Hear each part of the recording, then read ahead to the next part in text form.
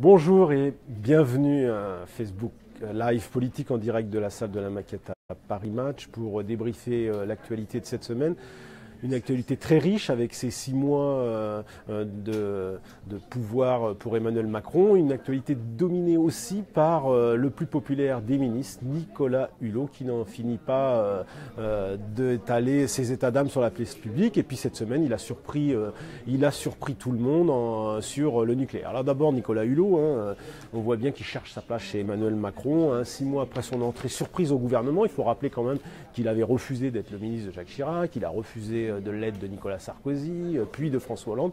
Contre toute attente, il a accepté la proposition d'Emmanuel Macron. Enfin, au bout de 6 mois, ce qu'on peut dire, c'est que Nicolas Hulot tâtonne, bafouille, procrastine, reporte, demande du temps, au point d'étaler ses états d'âme, comme je le disais, dans la presse, de s'interroger si il sera encore ministre dans 1 an, de demander du temps, ce dont il a besoin, c'est une évidence. Nicolas Hulot ne va pas régler tous les problèmes de l'écologie, tous les problèmes de l'environnement en 6 mois, là où la plupart de ses prédécesseurs ont laissé bien des promesses en jachère quand ils n'ont carrément pas tenu le minimum qu'ils avaient avancé. Le plus médiatique des écologistes se trouve en tous les cas évidemment déjà sous la pression de ses vrais et faux amis écolos, ceux d'Europe Écologie Les Verts, ceux du monde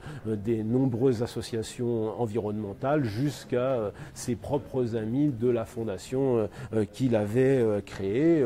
Beaucoup de tous ces vrais et faux amis l'accusent déjà de toute façon de s'être vendu à Emmanuel Macron, le président aussi peu écolo d'ailleurs que ses prédécesseurs François Hollande et Nicolas Sarkozy. Justement, ce qu'on a remarqué, c'est la décision de Nicolas Hulot de ce report sur la transition nucléaire au-delà de 2025. Qu'est-ce qui explique cela ? Alors évidemment, c'est dans cette ambiance déjà délétère, compliquée de procès d'intention que Nicolas Hulot a annoncé cette semaine que l'objectif de 50% du nucléaire dans la production électrique en 2025 ne serait pas tenu.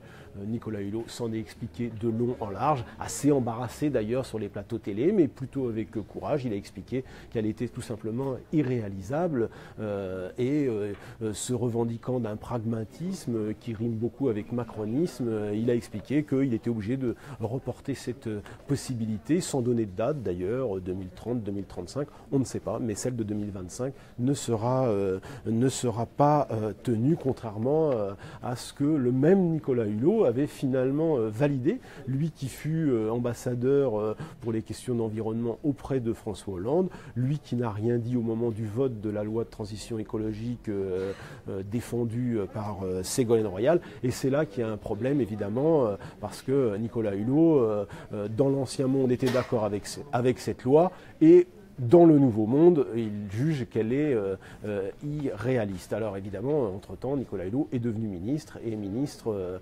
c'est l'école de la réalité. Il ne peut plus être seulement dans l'incantation, ni dans la posture. Ça donne d'ailleurs plutôt du crédit à sa parole. Nicolas Hulot n'a jamais été un écolo gaucho. On voit qu'il essaie de développer, j'allais dire, une écologie en même temps, à la fois dire que c'est pas raisonnable le délai de 2025 et qu'il est irréalisable, et en même temps dire que la centrale de Fessenheim sera fermée, défendre bec et ongle le délai de 3 ans pour l'abandon définitif du glyphosate par la commission de Bruxelles, la même commission qui réclame 5 ans, et tenir avec les partenaires autrichiens et italiens face aux Allemands, ce que Nicolas Hulot a fait ce jeudi. On le voit, Nicolas Hulot, le problème c'est qu'il a perdu beaucoup d'arbitrages depuis ces 6 mois. Arbitrage sur le glyphosate, il l'a plutôt gagné, mais on va voir ce que ça donnera à Bruxelles. Et sur le CETA, le fameux traité avec le Canada, il a été obligé de reculer. Sur les perturbateurs endocriniens, on voit aussi qu'il n'a pas gagné la partie. Et puis sur le nucléaire, il a dû battre en retrait face au lobby pro-nucléaire assez fort de son gouvernement, avec notamment la présence d'Édouard Philippe, qui fut un haut représentant de la société Areva. Mais justement, Nicolas Hulot, il est quand même ministre d'État, il a un ministère avec de très larges prérogatives, avec une administration centrale, donc normalement il a eu du poids. Qu'est-ce qui explique que finalement, qu'il y ait justement tous ces arbitrages qu'il n'a pas emportés? On aurait pu imaginer qu'il aurait finalement quand même plus de poids dans ce gouvernement.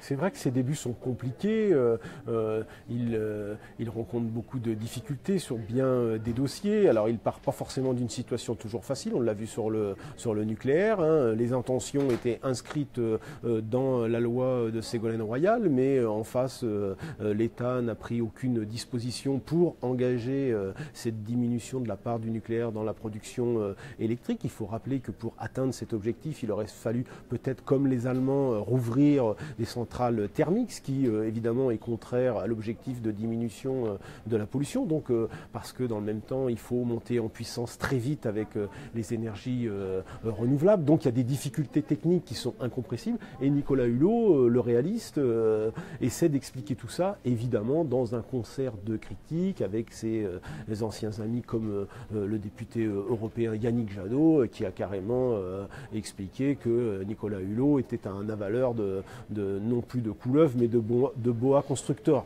Donc évidemment, tout ça n'est pas très sympathique. Nicolas Hulot avance, on sent bien qu'il a envie de servir, qu'il a envie de faire avancer l'écologie et qu'il demande maintenant 1 an pour voir si le jeu en vaut vraiment la chandelle. Alors c'est vrai que dans la situation où est Nicolas Hulot, qui a plutôt perdu l'essentiel de ses arbitrages, ou qui a fait voter des textes qui n'ont pas suffisamment marqué l'opinion et démontré que la présence de Nicolas Hulot dans le gouvernement était l'assurance de vraies avancées écologiques, on voit aussi que Emmanuel Macron le ménage, il l'a reçu en tête-à-tête pour un dîner très médiatisé.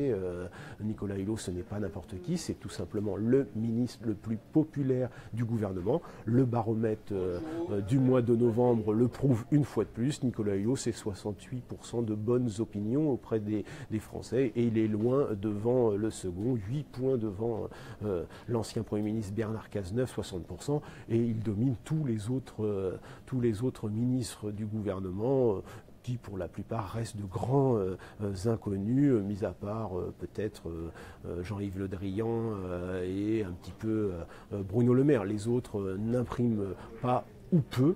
Donc Nicolas Hulot dispose d'un avantage important et même d'un levier qui fait qu'Emmanuel Macron ne peut pas maltraiter Nicolas Hulot éternellement. En vérité, Nicolas Hulot a besoin aujourd'hui d'un arbitrage favorable, une sorte de cadeau de Noël qui serait le bienvenu. Et ce cadeau de Noël, ça pourrait être l'abandon de la construction de l'aéroport de Notre-Dame-des-Landes. La décision de la remise du rapport des experts est prévue en décembre. On imagine mal Emmanuel Macron ne pas offrir ce cadeau de Noël à son ministre de la Transition écologique, surtout au moment où il veut réunir tous les dirigeants de la planète pour un sommet mondial de l'environnement prévu le 12 décembre à Paris. Merci Bruno Jeudi.